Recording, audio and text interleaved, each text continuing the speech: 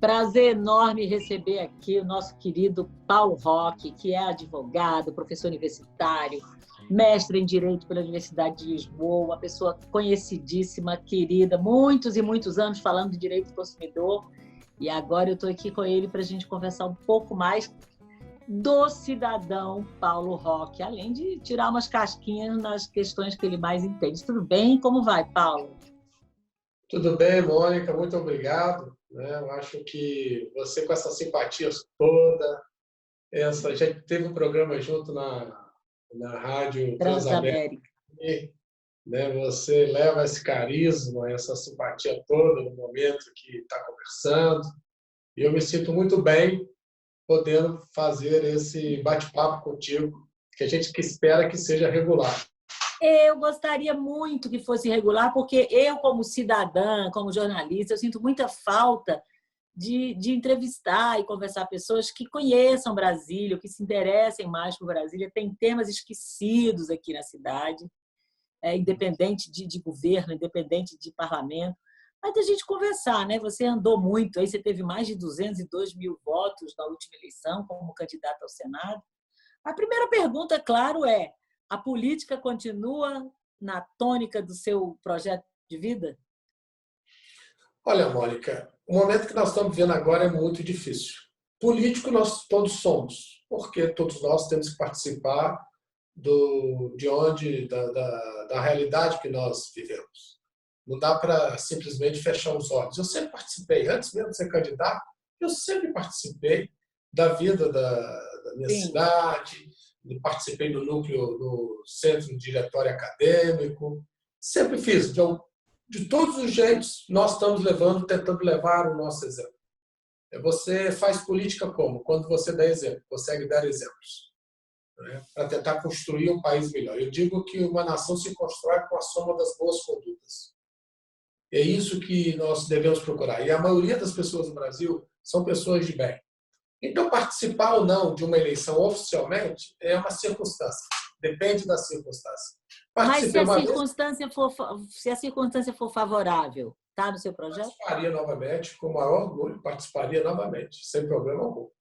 Muito interessante, porque já está começando a chegar a hora de pensar, né, nos novos caminhos, apesar de que o coronavírus deu uma chacoalhada em todo mundo e chegou inesperadamente para acelerar o que já estava a caminho e para extirpar o que era para extirpar. Então, aguardemos. Então, o momento realmente requer reflexão, porque ninguém está decidindo nada agora por conta dessa pandemia que nos pegou de surpresa. Eu queria que você fizesse uma avaliação. Acho que essa pandemia acelera o que tinha que acelerar, mas ninguém sabe muito bem o que fazer, principalmente depois dela. Nem sabe quando é esse depois. Eu queria que você fizesse uma avaliação do Brasil, especialmente de Brasília, sobre esse momento. Nós estamos num momento tudo parado, o governador está começando a soltar aos poucos, a abrir a economia, abrir, na verdade, os empregos, as lojas, o comércio, os restaurantes. Queria que você fizesse uma avaliação. Como é que isso te pegou? Olha, pegou a todos nós de surpresa. Eu viajei em fevereiro, achei que essa pandemia não chegaria ao Brasil. Ainda mais quando a China, e daí discute-se, né? Devo ou não confiar nos dados da China? Mas os dados que nós tivemos na origem da pandemia, a China inteira com 3 mil infectados, depois que eles mudaram os números. E dali o seguinte, olha, controlou, não espalhou pela China. Então, a tendência é que chegasse muito mais fraco nos outros continentes. E não foi o que aconteceu. Não foi o que aconteceu. Então, tem muita coisa para se explicar aí, tá? Lá na frente, a gente vai saber de muito mais coisa. Porque, infelizmente, a China não é uma democracia, não tem transparência, e daí o que vai ser, como que surgiu, como que pegou continentes inteiros, né, totalmente despreparado, porque ninguém imaginava que seria no primeiro momento como foi na Itália. Ninguém imaginava. Ninguém imaginava. E aí depois pega a Espanha. E depois a Inglaterra. E daí os Estados Unidos explodem. E agora o Brasil, com essa explosão de casos. Como é que você vê? Você acha que essa insegurança, no sentido de não haver uma liderança na questão sanitária, por conta da subsequente troca de ministro, a briga dos ministros com o presidente da República, isso tudo afeta a ação ou o resultado ou a atitude do cidadão à medida que a gente fica sem comando? Olha, essa crise política nesse momento é tudo que nós não precisávamos. Vamos discutir aqui de quem é a culpa, não. Sim. Vamos discutir aqui de quem é a culpa, mas eu acho uma covardia, já falei isso esses dias, uma covardia com os brasileiros, nesse momento. Nós estamos vivendo, para além das incertezas da saúde, da economia, nós temos uma crise política em plena pandemia. Severa, né? Severa. Realmente. Isso, como é que está o Brasil? O Brasil está pior. Por que o Brasil está pior? Porque, além de tudo, nós temos que enfrentar uma crise política. Essa crise política nasce agora? Não. Nasce agora? Não. Essa crise política, na verdade, ela já vem de anos atrás. Quando o parlamento não cumpriu o seu papel, quando o judiciário, ele, na verdade, começou a invadir muito o espaço do legislativo e do executivo. E hoje, o executivo também é parte da crise. Mas não pode dizer que a crise é só de um poder. Isso a gente tem sentido. Agora, a gente tem... fale. Agora, o que eu espero? Eu espero que tenha que haver esse consenso. Não precisam concordar, não precisam apoiar politicamente o outro, mas tem que unir em nome do Brasil, em nome dessa quantidade de gente que vai ficar desempregada, da quantidade de comerciantes perdendo seus negócios, quantidade de famílias que estão perdendo seus entes queridos. Então, esse é o momento de juízo. Está faltando maturidade às nossas lideranças políticas. E você acha, como analista político, você acha que pode haver uma tendência aí para uma situação mais tensa ainda de uma provável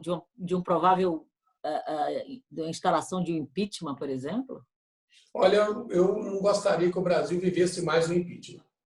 O impeachment, ele é um processo jurídico e político. Ele não é apenas um processo jurídico.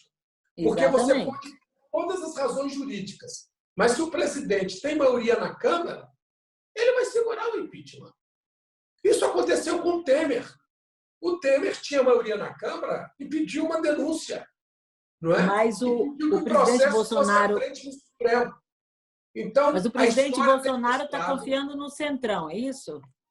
A história tem mostrado o seguinte: impeachment não é processo apenas jurídico, ele é jurídico-político. Tanto é que ele é julgado numa casa política. Então, se o presidente não tiver maioria na Câmara, com a quantidade de fatos que tem acontecido, podemos ter um processo de impeachment? Podemos ter. Mas hoje, pelo cenário que se vê na Câmara, eu acho meio difícil que esse processo seja aberto. Mas, como eu disse, um amigo meu esses dias, ele me ligou de fora, está lá na Ásia, e diz: "Ei, Paulo Roque, como é que estão as coisas aí no Brasil? Qual a avaliação que você faz aí de quando vocês vão sair dessa situação? Você, aqui no Brasil, uma semana é longo prazo. Porque aqui as coisas estão acontecendo muito rapidamente. Muito rapidamente. Nós adquirimos alguns costumes, alguns hábitos, desenvolvendo alguma cultura nessa pandemia. Vamos voltar depois à política, como, por exemplo, o home office, que foi algo, me parece, bem desenvolvido em algumas situações. Você acha que alguns comportamentos como esse vêm para ficar? Vem. Muita coisa vem para ficar. Muita coisa. Por exemplo, tem sentido quantas reuniões foram feitas até pelos órgãos de governo, saia daqui para ir ao Rio, São Paulo, exterior. Por que essas reuniões não podiam ser feitas através de uma plataforma como é o Zoom, que nós estamos usando agora? Verdade. Você pode reunir ao mesmo tempo 200, 300 pessoas. Quantas conferências de chefes de Estado, de governos, estão sendo feitas hoje a própria Organização Mundial da Saúde.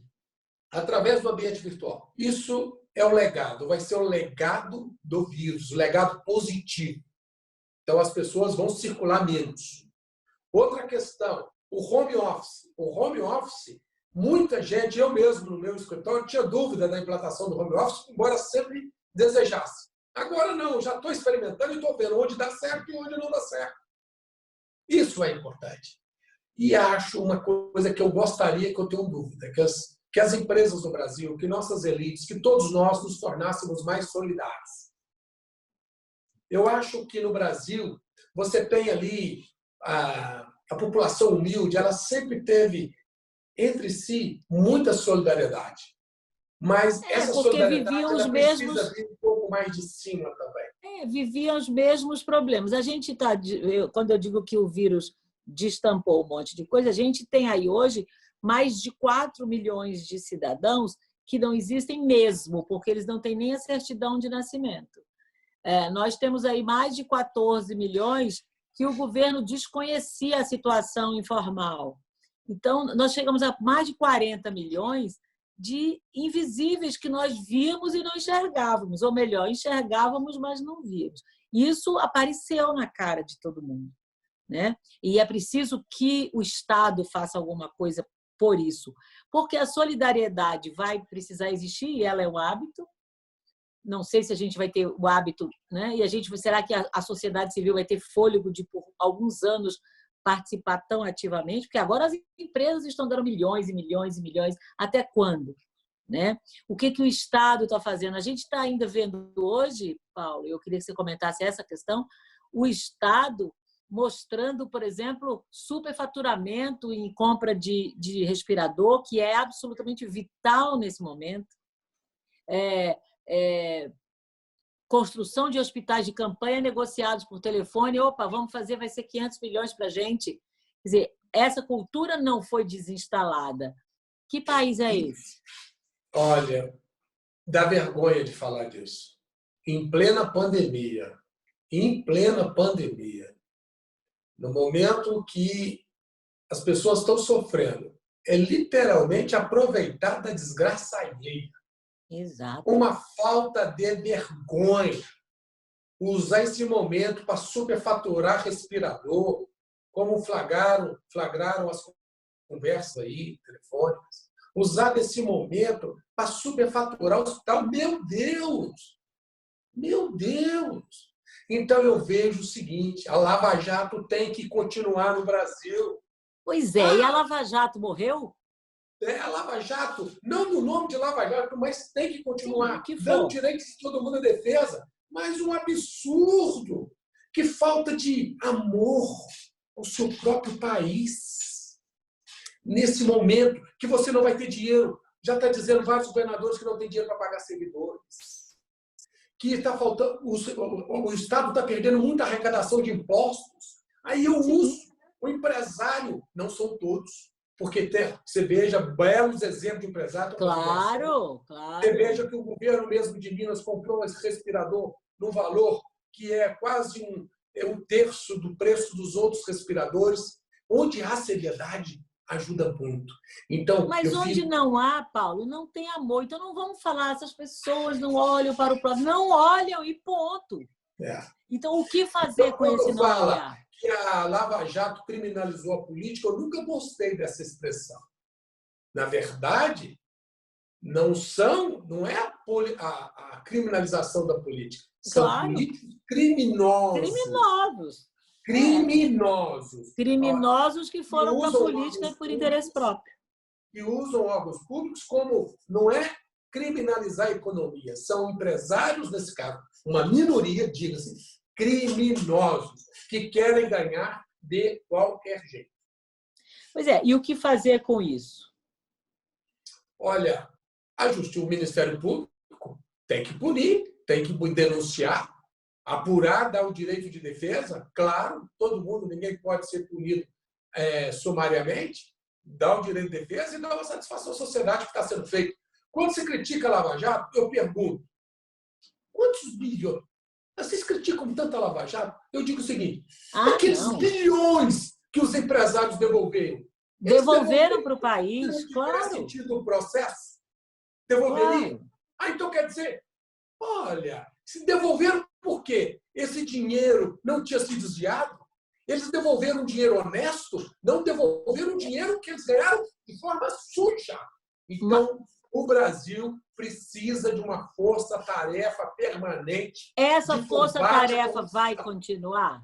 Porque a gente tinha na figura do Sérgio Moro, que saiu e foi para o Ministério da Justiça, que saiu também. Independente disso, dele ter capitaneado. Um juiz que julgue tudo, como o caso do Sérgio Moro ou como o caso do Breno. É a justiça fazendo sua parte em todos os locais desse país. O poder que o ministro Sérgio Moro tinha, que o juiz Sérgio Moro tinha, que o juiz Bretas tem, é o mesmo poder que qualquer juiz tem. O juiz tem que ser independente, ele não pode ser removido porque julgou contra os poderosos, ele tem a garantia da inamovibilidade, ele tem a garantia da sua estabilidade. Então, é o seguinte, temos aí que as instituições, o Poder Judiciário, façam a sua parte, mas prestando bem atenção. Condenar inocentes não faz parte do discurso democrático. É verdade. Condenar inocentes, linchar, seja pela mídia, seja pelo judiciário, isso não é julgamento. Isso, na verdade, é ser justiceiro. Que não é nem justiceiro, nem salvador da pátria, a gente não está precisando disso. Voltando aqui para Brasília, nós sabemos que o home office vai ser uma cultura instalada e com alguns protocolos. Hoje mesmo eu recebi de um médico esses protocolos, quais sejam a higiene das mãos, manutenção da distância, o empresário fornecendo equipamentos para temperatura, etc. e tal, e o uso da máscara, que parece que vai ser uma tendência a continuar. Aliás, você esteve sexta-feira na rodoviária e distribuiu muitas máscaras. O que te fez fazer isso? Você percebeu? Mais. 5.000, não foi? Eu distribuí 5.000, vamos distribuir mais 45.000 máscaras para a população que transita pelas rodoviárias. Não só e o que foi que te levou? Você percebeu que o usuário do transporte público estava desabastecido de máscara? Era bom ter mais uma? Como é que foi o seu processo? Você já tentou comprar uma máscara no comércio? Já. Qual o valor de uma máscara descartável? Aqui eu comprei uma de 4, mentira, de 7 e uma de 14. Até a de 14 ela é muito boa, mas ela abafa muito. Agora vamos pegar essa de R$7. Essa de 7 era descartável?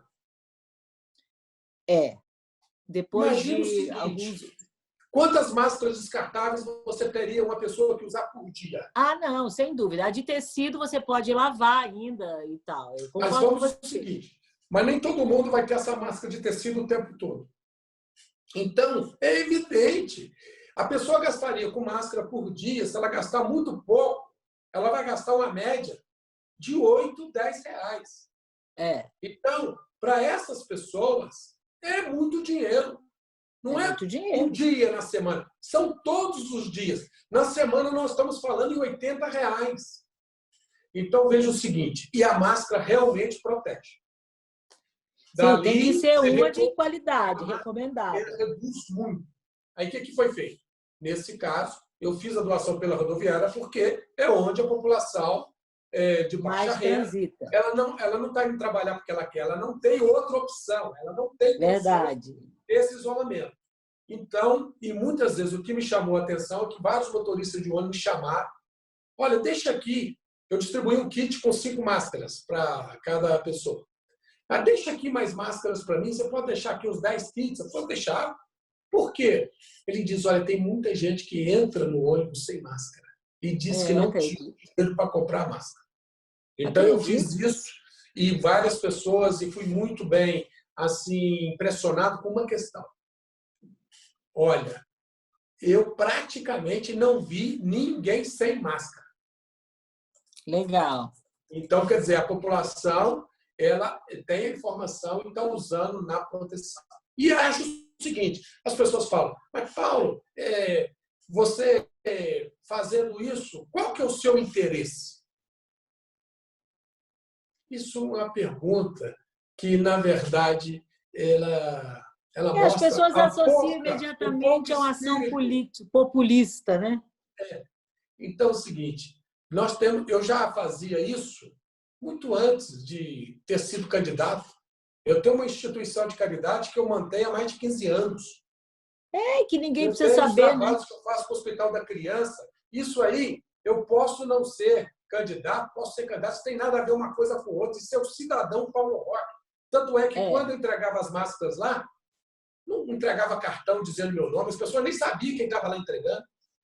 Nem sabia, Perfeito. fiz Isso é questão. importante. E sugeriram que eu fizesse um cartãozinho. Eu disse, não, eu não quero que essa operação seja mal interpretada. Claro. Paulo, você falou essa questão do dinheiro, de comprar máscara. As pessoas não têm dinheiro nem para comer, né? Nós temos no Distrito Federal, os dados não são recentes, mas são de 2 anos, mais de quase 68 mil famílias vivendo com R$ 85 por mês por pessoa. A miséria dentro da capital do Brasil. Então, expondo isso, eu quero perguntar a você, se você puder citar, 3 temas ou 3 condições ou situações que lhe incomodam muito no Distrito Federal. O Distrito Federal, ainda hoje, nós temos milhares de famílias, embora seja a capital do país, a unidade territorial com o maior percentual de saneamento básico, nós temos hoje no Distrito Federal mais de 100 mil pessoas sem acesso a saneamento básico. Isso realmente maltrata. Outra situação, a baixa eficiência do serviço de saúde, que já vem aí de vários governos. Essa é uma questão que, embora o SUS seja para nós um patrimônio nesse momento, tem que investir, porque o que as pessoas mais pedem é saúde.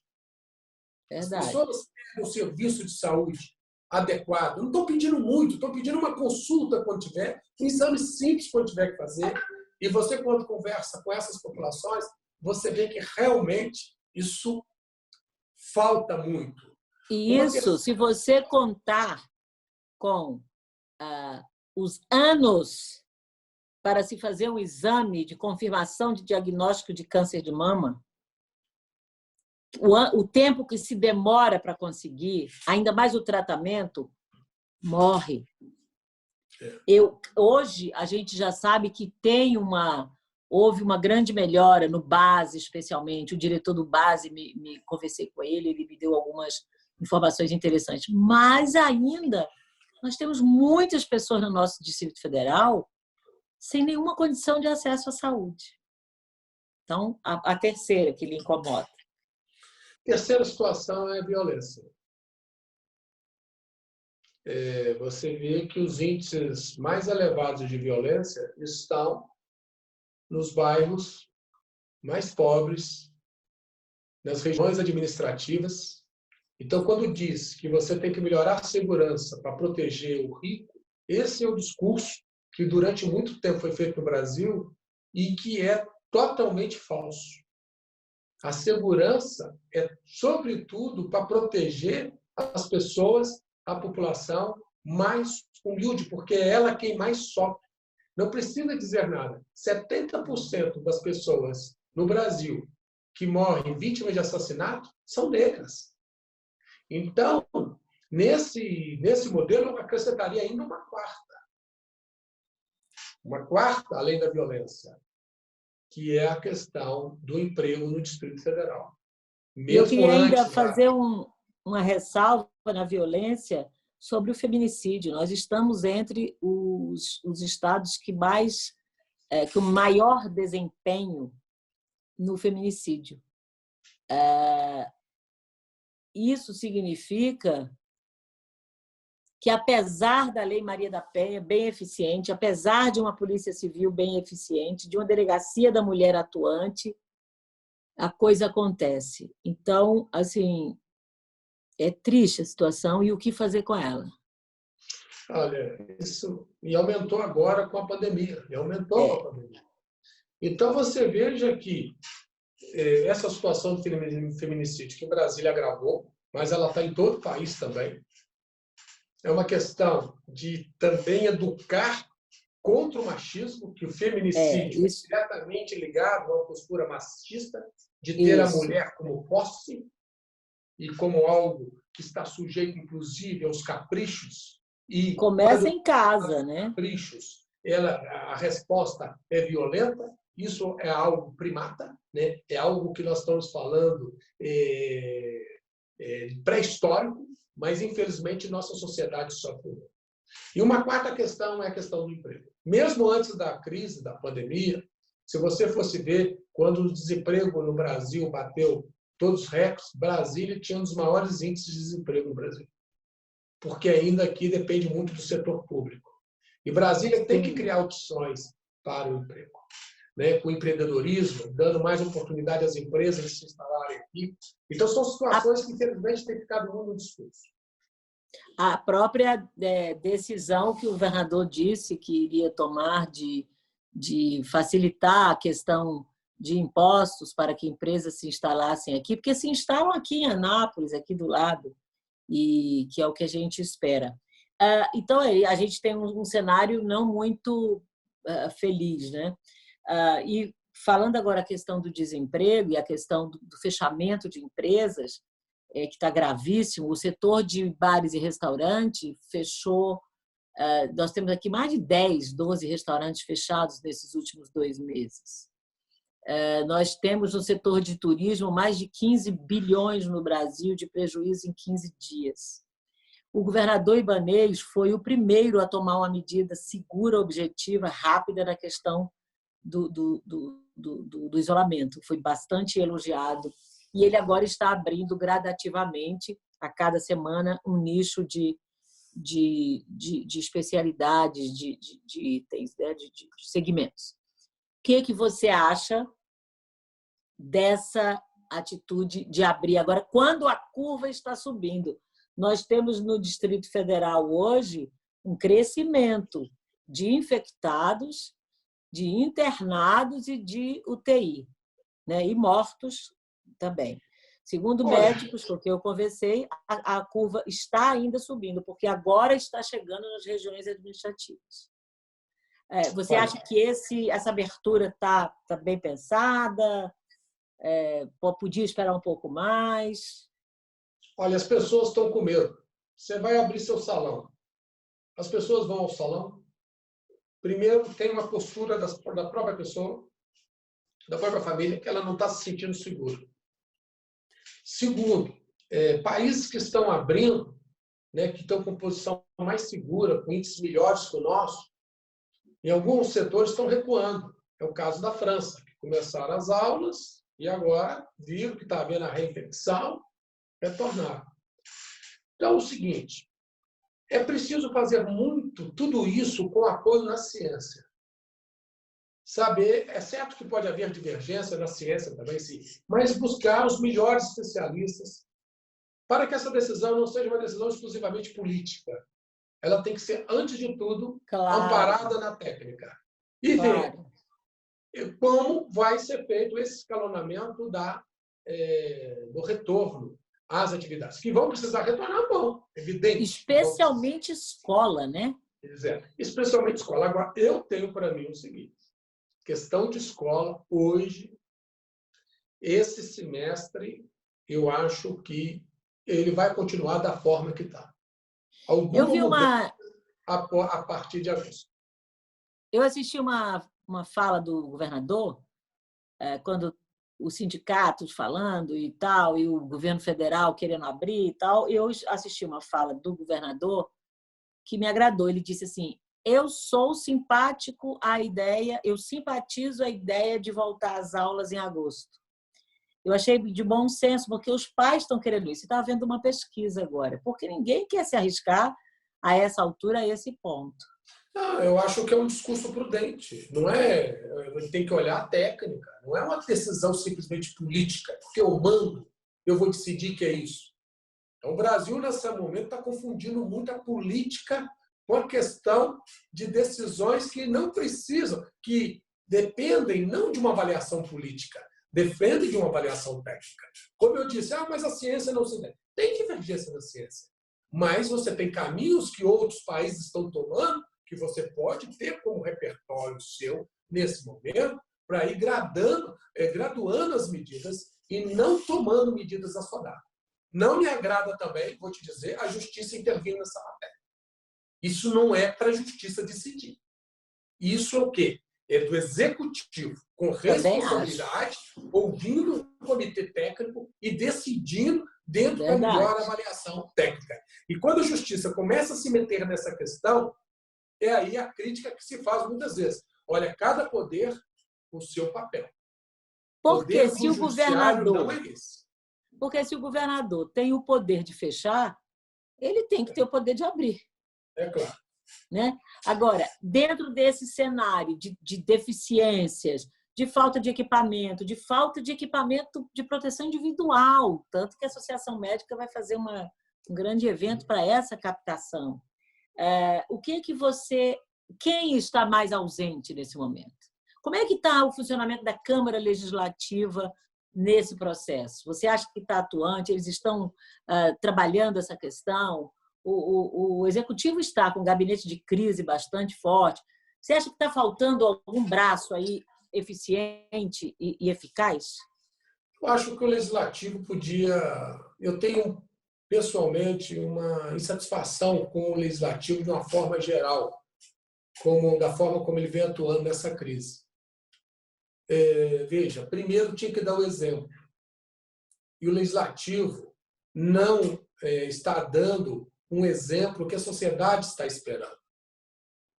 Primeiro, por que o fundo eleitoral, que ninguém está falando em acabar com o fundo, mas, poxa, por que não destinar 50% dos recursos do fundo eleitoral, do fundo partidário? Nós estamos falando aí de quase 2 bilhões, só a metade, para essa pandemia. A Câmara dos Deputados, o Congresso Nacional, o segundo mais caro do mundo, cadê um exemplo? O Congresso Nacional não fez isso. O segundo Congresso mais caro do mundo. Nós temos a nossa Câmara Legislativa, que é uma das câmaras mais caras do Brasil, que tem uma das maiores verbas de gabinete, o dobro da Câmara dos Deputados. Ela não fez isso. Tem um projeto Câmara Mais Barata, que era para economizar 50%, hoje ela gasta 560 milhões. A Câmara Mais Barata, que foi um projeto sério, feito, mostrou que a Câmara Legislativa pode funcionar com metade desse valor. Engavetaram o projeto, não cortaram. Então, não estão dando o seu exemplo. Agora, por outro lado, eu vejo que há um movimento de vamos votar o orçamento de guerra na Câmara dos Deputados, no Senado. É isso que tem que fazer. Então, independentemente de estar apoiando ou não o governo, isso é um ponto positivo.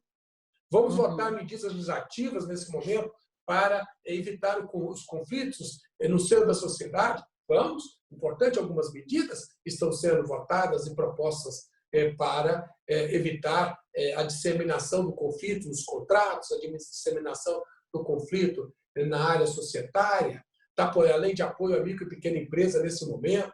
Tudo isso são medidas importantes. Mas eu vejo o exemplo arrasta. Está faltando esse exemplo. E o que a gente vê no Congresso agora? Em plena crise. O Centrão dizendo, se me der cargo, eu te apoio. É como historicamente a mesma atitude de receber e não entregar também, né? Porque ele não resolveu a questão do colo, não resolveu, né? Sempre ele agora recebeu. Espero que entendam bem disso. Para a gente finalizar um pouquinho do Paulo Roque, de que maneira você distensiona? Eu sei que você medita. Eu sei. Nesse caso, eu todo dia de manhã, antes de começar o meu dia, primeiro eu me preparo como se eu estivesse indo para o meu escritório. Faço minha barba, tá certo? Tomo meu banho e depois eu faço minhas orações e meditação. Eu faço em média 25 minutos de meditação. Ela me dá uma aliviada muito grande, porque eu uso muito nesses dias um ditado bíblico. Todo mundo perguntando, e amanhã, como é que vai ser? Que dia que vai voltar? A cada dia, suas próprias penas. Claro, vamos Para viver cada o dia hoje, né? suas próprias penas. E trabalhar muito a paciência, a ciência da paz. Isso, a Como ansiedade de todo mundo está à flor da pele, a gente sabe disso. Está todo mundo muito estressado, porque, além de tudo, nós temos o empresário está preocupado como é que ele vai reabrir seu negócio. E você tem a questão da saúde, as pessoas com medo, todo mundo com medo de pegar o vírus e não sobreviver ao vírus. Quer dizer, isso tudo mexe com a cabeça das pessoas. E, além disso tudo, essa questão. eu estou com muita preocupação também. Hoje conversei com o presidente do Sindbar, o Jael, e ele muito preocupado com o número estrondoso de demissões. E os donos de restaurante, eles não querem demitir, sabe? Eu tenho alguns amigos donos de restaurante que estão penando para manter criativamente seus estabelecimentos, que são duros e suados para se manterem em pé. Demitir é muito doloroso. É muito doloroso demitir. Né? Agora, como... Você pergunta, o que a pessoa vai fazer? E não tem para onde ir. Paulo, então a gente vai encerrar por aqui. Mas na próxima a gente vai engatar uma conversa sobre dúvidas do consumidor que sempre me chegam para perguntar para você e falar sobre o lado B da coisa, ou seja, quantas maravilhas nós temos em Brasília. Só para encerrar, qual é o lugar mais fantástico de Brasília, na sua opinião? Ermida do que você Bosco. mais gosta de ir? Ermida? É perto aqui de casa e eu adoro sair daqui, fazer meu Cuca, correr e tomar um banho no lago, ali na prainha da Ermida. Então, é simplesmente maravilhoso. Aquela região ali é linda, adoro, te dá uma paz. É o lugar que eu mais gosto, Brasil. Muito lindo. Só não tinha me dado conta do banho. Boa ideia. A gente vai se encontrar de novo e com a imagem da Ermida Dom Bosco na cabeça, a gente finaliza o papo. Valeu, viu? Obrigadão. Um grande abraço.